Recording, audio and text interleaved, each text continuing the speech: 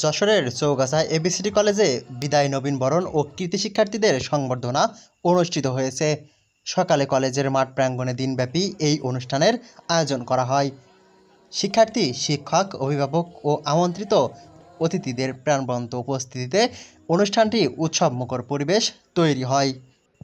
এ সময় অনুষ্ঠানে সভাপতিত্ব করে স্বাগত বক্তব্য প্রদান করেন কলেজের অধ্যক্ষ রেজাউল ইসলাম। এবিসিডি কলেজকে যারা এ পর্যন্ত নিয়ে আসার পিছনে পরিশ্রম করেছে, যারা এই প্রতিষ্ঠানটিকে তৈরি করার জন্য জমি সহ অন্যান্য উপকরণ দিয়ে যারা সহযোগিতা করেছে, যারা বিভিন্ন কর্মকাণ্ড দিয়ে সহযোগিতা করেছে, আমি এই অনুষ্ঠানের মাধ্যমে আমি সেই সম্মানিত ব্যক্তিদের আমার অন্তরস্থল থেকে ধন্যবাদ জ্ঞাপন করছি।